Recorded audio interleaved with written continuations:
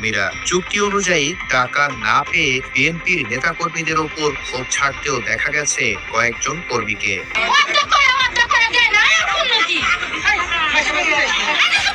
অন্যদিকে নবীনগরে বিএনপি প্রার্থীর মিছিলে যোগ দিয়ে চুক্তির টাকা না পাওয়ায় রীতিমতো বিক্ষোভে ফেটে পড়ে অসংখ্য নারী। আপনারা কত করে নিয়েছেন? কত করে আপনারা? 200 কত লোক গেছেন? কতজন? 160 জন।